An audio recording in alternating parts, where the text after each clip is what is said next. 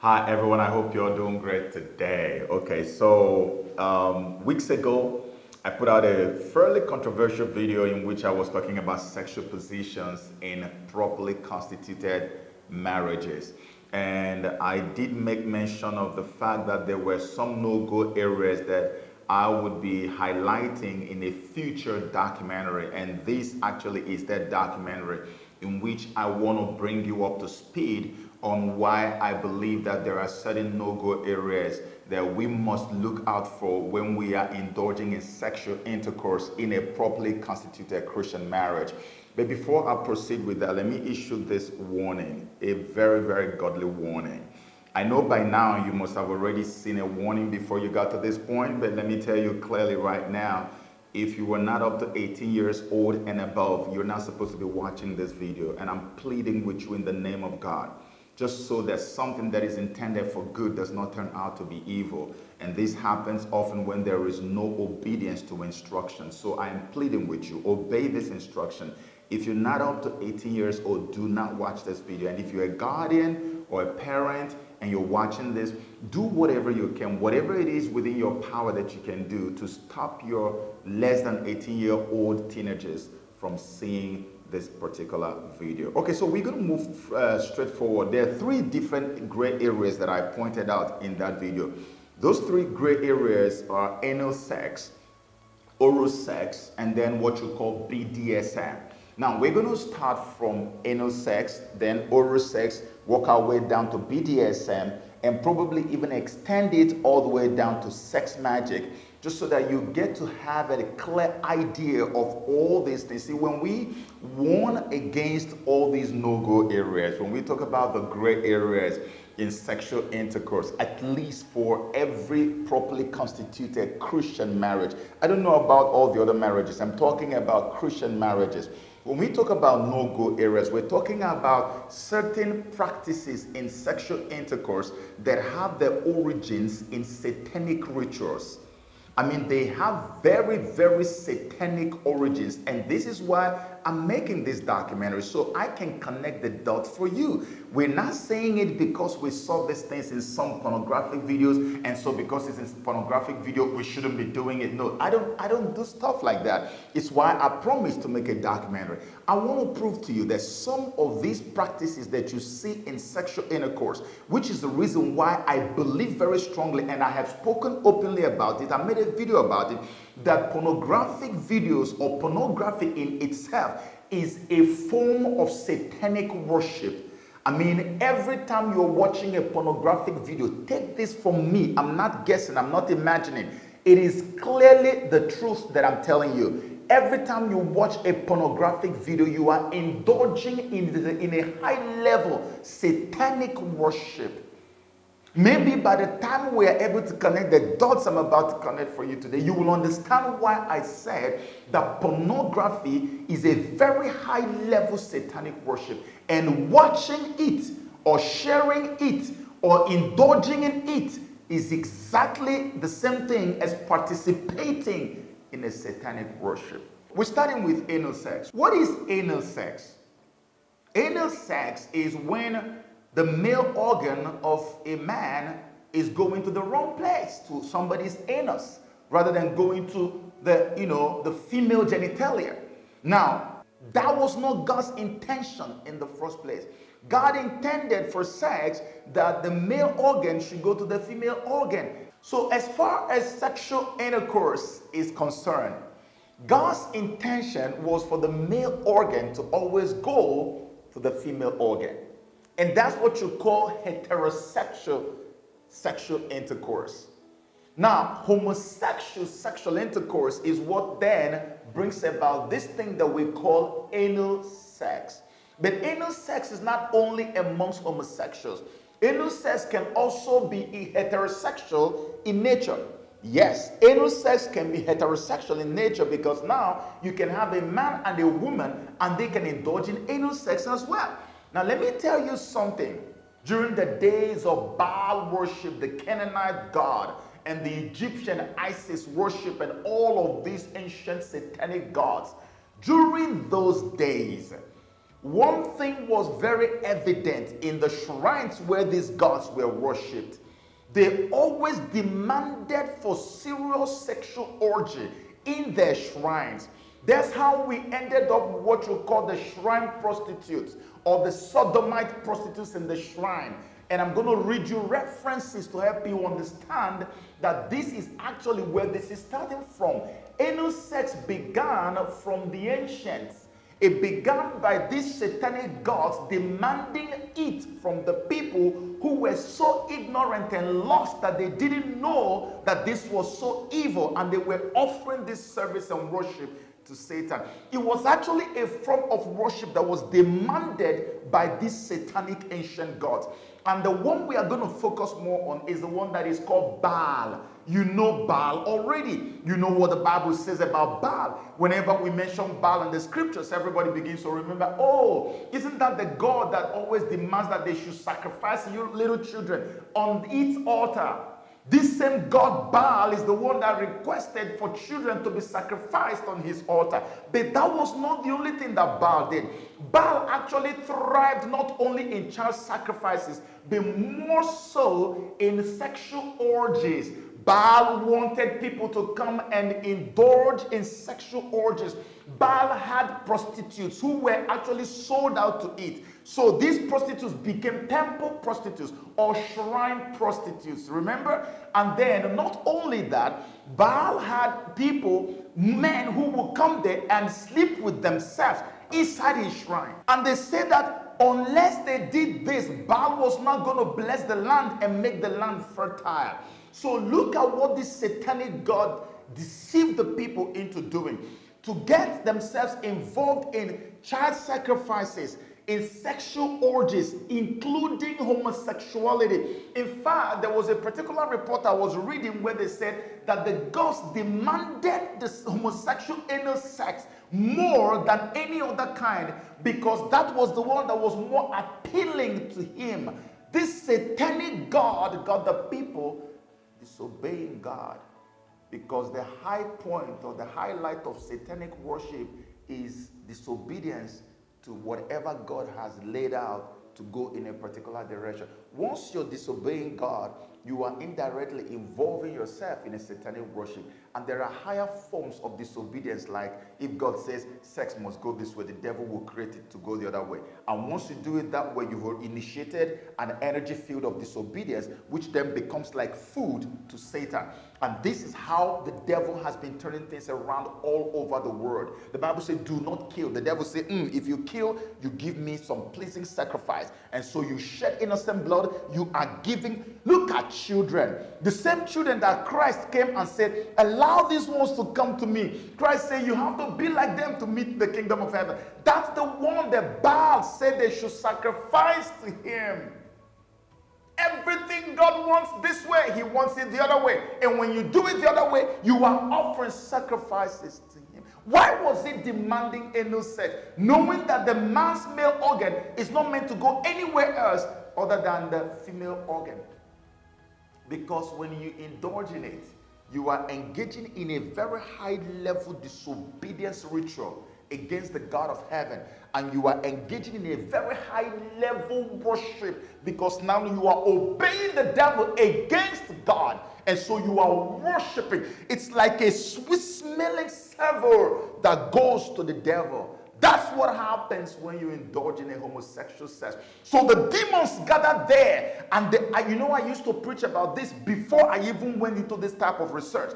I used to tell people that the reason why homosexuality is so good to the devil was because it is the bedrock of satanic disobedience against God. When you indulge in it, so many demons come together. It's like cooking the Nigerian or Senegalese jollof rice and giving it to the people who love it.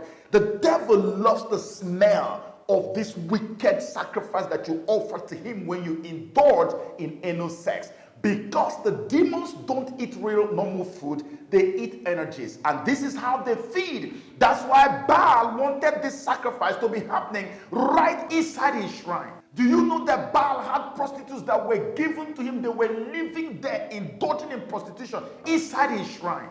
In case you don't know about Baal, let me read you something. In the book of Jeremiah chapter 19 verse 5, this is what the Bible says about Baal. He said, they have built also the high places of Baal to burn their sons with fire for burnt offerings unto Baal, which I commanded not, nor spake it, neither came it into my mind. Have you seen what I'm talking about? That the high point of satanic sacrifice is disobedience to God. He said, which I commanded not. They burned their children as burnt offerings, sacrifices to a satanic God. And God is saying, I didn't command you to do it, so you are going anti-clockwise to my commandment. Let me read you something very interesting here, because we're focusing on Baal. Baal is the king and the father of anal sex. Anal sex is not any normal invention. This is a satanic ritual. It's a form of ritual. Okay, so this says, temples of Baal and Ashtoreth were often housed together. Ashtoreth was more like the female, maybe like a wife to Baal, more like, okay? Priestesses worked as temple prostitutes. Sodomites, homosexuals, were employed as male sacred prostitutes. Rituals often involved orgiastic celebrations. Orgy is when you are indulging in sexual activities that are at best described as perversions. You pervert sex and you indulge in it. That's orgy. So it says that rituals often involved orgiastic celebrations. Wine was consumed in vast amounts to celebrate Baal's blessing of the vineyards. One of the most powerful forces attracting people to the religion was promiscuity and licentiousness. Child sacrifice was a less appealing aspect. Baal was not only asking for child sacrifices, he was also employing homosexuals way back in the days. The Babylonians did the same thing, and they were offering the same kind of homosexual anal sex sacrifice to Ishtar. This happened back in the days. This was where it came from. The gods of the ancients, the satanic demons who are still gods today, ruling over different dark regions of our world and dark activities and exercises in our world, were the ones who started it. They are the ones who are controlling it in Hollywood and other places today, now moving their satanic worship that began those days in their shrines, has now moved from the shrines to pornographic videos. So the media is now the new shrine. This whole sexual orgy, all kinds of satanic sexual perversion, began with the ancient shrines of satanic worship. And they decided, no, we can't get people to go to the shrines anymore. They moved it straight to the media and now built their home in Hollywood. That's why you have pornographic videos churned out every day. And so people who would ordinarily not be able to see anything that has to do with anal sex or even come in contact with it, many people today got possessed by the demons controlling this wickedness by watching pornographic videos. It is the truth of the matter that cannot be negated. By watching pornographic videos. That's why we said you must stay away from anal sex. In a properly constituted Christian marriage, have nothing whatsoever to do with anal sex. It's worship to Satan. He demands that worship. Okay, so in closing on anal sex, let me point something out to you. Go to Deuteronomy chapter 23, verse 17. The Bible said, there shall be no whore of the daughters of Israel, nor a sodomite of the sons of Israel. No whore of the daughters of Israel, nor a sodomite of who? Of the sons of Israel. Deuteronomy chapter 23, verse 17. You know, those days when I did a video on NIV and KJV. Many of you remember that I was exposing how that NIV was using shrine prostitutes to replace sodomites because they didn't want a situation where people can read sodomite because it was offensive to the LGBTQ community. So what they did was that they began to replace the mentions of sodomite, which actually expressly means homosexuality. So they replaced them with shrine prostitutes. And we were exposing that and saying shrine prostitutes is not just the same thing as sodomite, because in the shrine prostitution ring, they had heterosexual prostitutes as well. Those women were prostitutes, they were all called shrine prostitutes, and they were women, and they were sleeping with men. So shrine prostitute doesn't represent homosexuality. Homosexuals were also shrine prostitutes in those days. In fact, there were more of them because the wicked satanic god preferred anal sex. That one generated better and more energy to them. And then sex with anybody, any guest, any visitor, just useless kind of sex, prostitution also came from them. So when you even though this topic is not about prostitution, but when you talk about prostitution in itself, I don't know if you've ever thought about the origin of prostitution. The prostitution you hear about today originated from the satanic shrines of the ancients. That was where it started from. Prostitution began in the shrines. The women will come and line up and stay inside the shrine themselves, and the visitors will come. They will throw coins on their lap. The one that the coin lands on her lap first will now openly make love or have sex with the guest in the shrine, openly for everyone to see. They began prostitution inside the shrine. Homosexuality began inside the shrine because these wicked gods wanted to pervert and twist every single thing that God had made from beginning to go in a certain direction. The Bible says here, it said, there shall be no whore of the daughters of Israel, nor a sodomite of the sons of Israel. Remember what we read in Jeremiah where God said, I did not command this, and you are sending your children and burning them and pouring innocent blood in front of this wicked God. So everything that was anti-God, Baal was requesting and demanding it. Here's a reading that we're going to cap with here. It says, Baal worship was the bane of the ancient Israelites. It proved extremely hard for a monotheistic faith to compete against the Canaanite fertility cult. A complex religion with traditions and gods from all over the ancient Middle East. Baal worship offers something for everyone. Sacred sex was a key component. Sacred sex, because the sex had to be viewed as a form of worship. When I was telling you that sex or lovemaking is a higher form of worship to the Most High God, if it is done in a properly constituted Christian marriage, you thought I was joking.